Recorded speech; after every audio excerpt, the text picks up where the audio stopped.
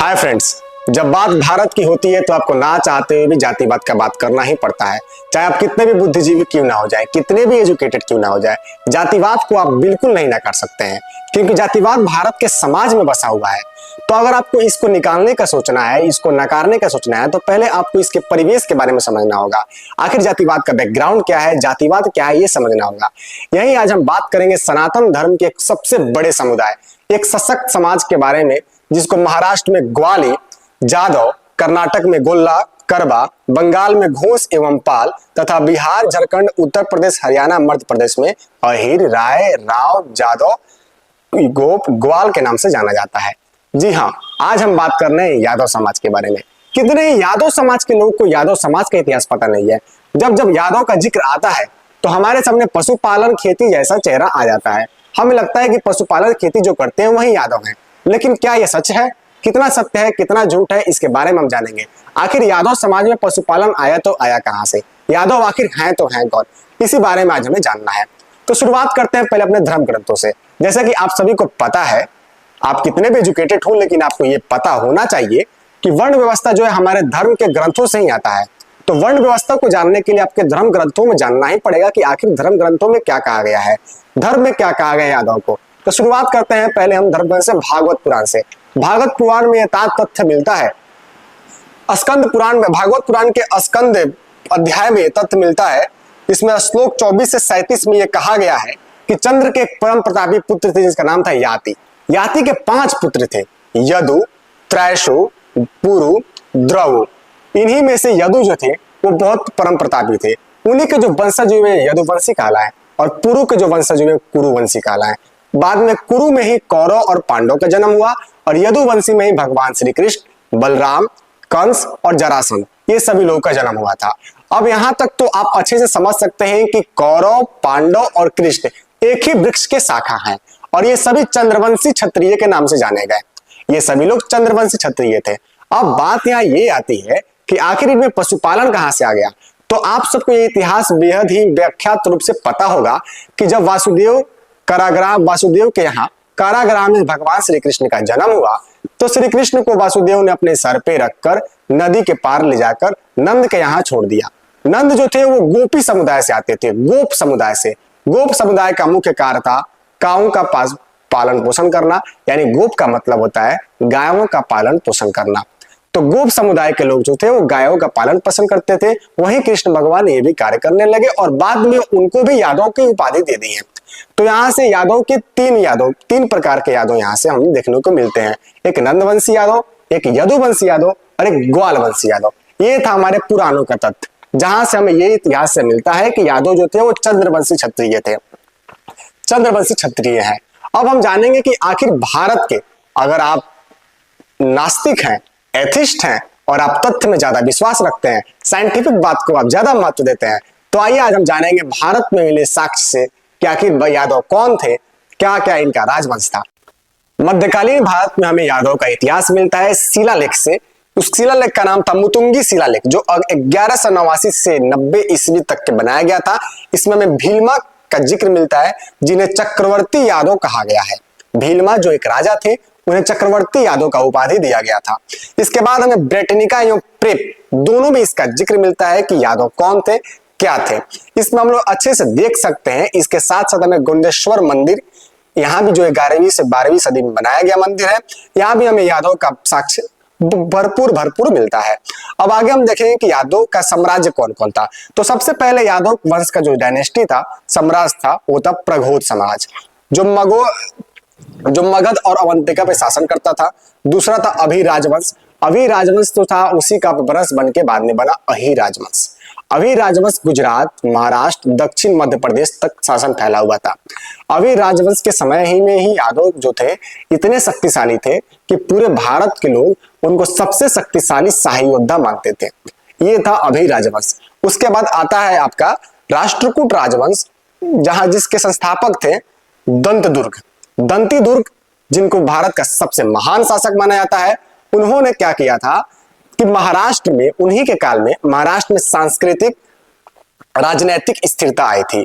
इसके बाद आता है कलचुरी राजवंश, चुरासमी राजवंश, देवगिरी राजवंश। देवगिरी राजवंश को यादव का गढ़ माना जाता है। यहाँ यादव का साक्ष्य भरपूर भरपूर मिलता था।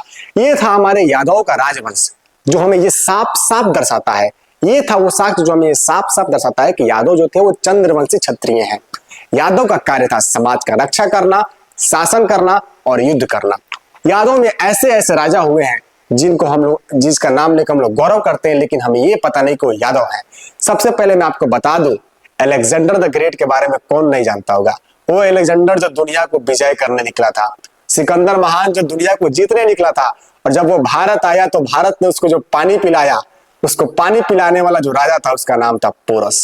जी हाँ, आपने बिल्कुल सही सुना। अलेक्जेंडर द ग्रेट को जिसने पानी पिला कर रख दिया था वो पोरस हमारे यादव थे, यादव समाज से आते थे। कृष्णदेव राय, जिस भारत की शिल्प कला पे पूरा विश्व में हम लोग गर्वान्वित होते हैं, जो मंदिर अलग से, अब जो मंदिर की जो शिल्प कला है जिस पर हम लोग गर्वान्वित होते हैं, वो सभी बनवाया हुआ कृष्णदेव राय का है। कृष्णदेव राय ने जो भारतीय शिल्प कला में जो योगदान दिया है वो बेहद ही आत्मीयता से गौरव से भर देता है। ये सारा योगदान कृष्णदेव राय का दिया हुआ है, वो भी एक यादव थे। ये था हमारे यादव का गौरवशाली इतिहास, जो हमें ये दर्शाता है कि कैसे हम यादव के बारे में भूल चुके हैं कि यादव कौन थे। ये थे वो शासक जो यादव थे, जो भारत का सीना आज भी गर्व से ऊंचा रहता है, जिन शासक का नाम लेकर वो सभी यादव थे। अब हम जानेंगे कि आखिर यादव पशुपालन और मुख्य रूप से खेती में कैसे जुड़ गए। तो आप सभी को ये बात पता ही होगा कि अगर मुख्य रूप से यादव जो थे वो खेती बाड़ी में और गाय पालन में कैसे जुट गए। तो मैं आपको ये बता दूं कि भारत के प्राचीन भारत में मुख्य अर्थव्यवस्था जो था वो पशुपालन और खेती पे ही टिका हुआ था। तो आज भी आप देखते हो कि अगर प्रधानमंत्री को या फिर सरकार को कोई अभियान चलाना होता है तो पहले वो खुद उस काम को करते हैं। अगर स्वच्छता अभियान चलाना है तो खुद वो झाड़ू लगाते हैं। तो इसका मतलब ये नहीं कि प्रधानमंत्री का पेशा ही है झाड़ू लगाना।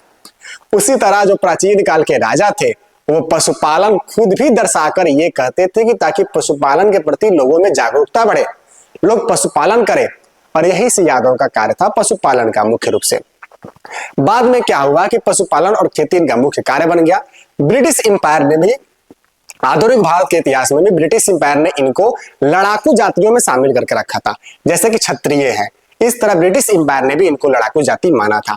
लेकिन आखिर इनका स्थिति दयनीय कैसे हो गया उसके बारे में जानेंगे। जैसा कि आप सभी को पता है कि ब्रिटिश काल में जातिवाद भारत में चरम पे था। राजा के बेटा ही राजा बनेगा, नौकर का बेटा ही नौकर बनेगा, गुलाम का बेटा ही गुलाम बनेगा। इस प्रकार का जातिवाद हो गया था। जो यादव थे वो खेती करते थे और पशुपालन करते थे, और जो अंग्रेज थे वो नील का खेती करा कर खेती को पूरा बर्बाद कर चुके थे। इसके कारण यादव समाज में भुखमरी, गरीबी चरम पे थी। और इसी के कारण जब भारत आजाद हुआ तो ये स्थिति और भी खराब हो चुकी थी। और 1990 के मंडल कमीशन की सिफारिश के तहत यादव ने अपने आप को ओबीसी में जोड़ने का मांग किया और उन्हें ओबीसी में जोड़ा गया था। ये था हमारे यादव का इतिहास। आज हम जानेंगे यादव कैसे समाज के लिए लड़ते हैं।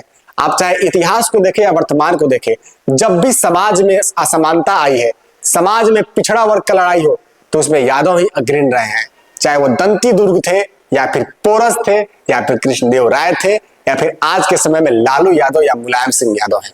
1990 में जब लालू यादव भारत के सियासत में आए, बिहार के मुख्यमंत्री बने, तो समाज में सामाजिक असमानता इतना चरम पे था कि जमींदार के घर से सब गरीब गुरबा को अपने सर पे चप्पल लेकर गुजरना पड़ता था। ये मैं नहीं कह रहा हूं, मेरा जन्म तो उसके बाद हुआ है। ये मैं उस समय के लोगों से साक्ष्य जाके लिया। जब मैं उस समय के लोगों का साक्षात्कार किया तो मुझे ये सब बातें पता चली। इस प्रकार का असामाजिक असमानता था।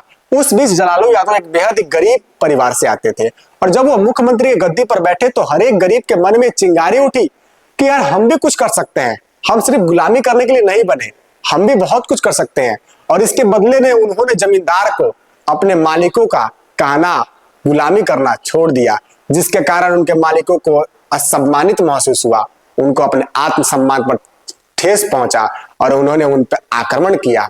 उस आक्रमण के बचाव के लिए इन्होंने अपने रक्षा के लिए शस्त्र उठाया। तो इसी दोनों आक्रमण और रक्षा को जंगल राज का नाम दे दिया गया। ये मैं आपके मतभेद पे छोड़ता हूं कि ये जंगल राज था कि नहीं था। मैं यहाँ जजमेंट पास करने वाला कोई भी नहीं होता हूं। लेकिन आप एक बात याद रखिए कि सामाजिक न्याय लॉ एंड ऑर्डर के दम पे नहीं हो पाता है। सामाजिक न्याय जो है आपको समाज जब सशक्त बनता है तभी हो पाता है। समाज में कोई बुराई को सरकार कितना भी चाहे तो कानून बना के नहीं हटा सकता है, क्योंकि समाज से ही सरकार होता है। सामाजिक न्याय, समाज की बुराइयों को समाज को ही हटाना पड़ता है। वही समाज के लोग उस सामाजिक असमानता को हटा रहे थे और उसमें रक्षा आक्रमण का कार्यक्रम चल रहा था, जिसको जंगल राज का नाम दिया गया था। ये थे हमारे यादव का राजनीतिक विरासत। यादव सिर्फ भारतीय राजनीति में ही शक्ति से प्रभावी नहीं है, बल्कि हमारे आस पड़ोस के देश में भी है। नेपाल को गणतंत्र बनाने में भी एक यादव का ही योगदान है। जी हाँ, आपने बिल्कुल सही सुना। श्री रामवरण यादव नेपाल के प्रथम राष्ट्रपति बने। उन्होंने ही नेपाल को बहुत भारी योगदान दिया गणतंत्र बनाने में। यह था हमारे यादव का इतिहास। यादव वो जो चंद्रवंशी क्षत्रिय हैं, यादव वो जो सामाजिक लड़ाई के लिए जीते हैं। आज लेकिन हमें एक बात और जाननी है कि अब ना कोई यादव है, ना कोई ब्राह्मण है, और ना कोई राजपूत है, और ना ही कोई जात है, ना ही कोई पिछड़ा है, ना ही कोई अग्रणी है। अब हमारे समाज में आर्थिक भेदभाव। हमारे समाज में अब दो ही जात है, अमीर का जात और गरीब का जात। आज भी हमारे समाज में वही मंदिर, वही एजुकेशन सिस्टम है जैसे पहले था कि अग्रणी जातियों के लिए अलग मंदिर, पिछड़ों जातियों के लिए अलग मंदिर, अग्रणी जातियों के लिए अलग स्कूल, पिछड़ी जातियों के लिए अलग स्कूल। उसी तरह आज है वीवीआईपी कल्चर। जो अमीर वर्ग है उसके लिए अलग स्कूल है, गरीब वर्ग के लिए अलग स्कूल है। अमीर वर्ग के लिए अलग से दर्शन होता है और गरीब वर्ग के लिए अलग से दर्शन होता है। तो आज हमारे समाज में आर्थिक भेदभाव, आर्थिक छुआछूत। तो हमें ये सभी जाति पात से ऊपर उठकर इस आर्थिक भेदभाव का सामना करना है। अपने समझ से, अपने बुझ से इस आर्थिक भेदभाव को मिटाना है। हम कोई अब जात पात में बंटने के लायक नहीं है, क्योंकि हमारे समाज से अब जात पात निकल ही गया है। आर्थिक भेदभाव चरम पे आ चुका है। ये था हमारे यादव का इतिहास। ऐसे ही हम भारत की खोज सीरीज नाम से चैनल चला रहे हैं। भारत की खोज नाम से सीरीज चला रहे हैं, जिसमें हम पहला एपिसोड बनाए थे यादव के नाम पर। मेरा नाम है कृष्णा कुमार पांडे। लास्ट तक वीडियो देखने के लिए आपका बहुत बहुत धन्यवाद। मिलते हैं अगले एपिसोड में। नमस्ते।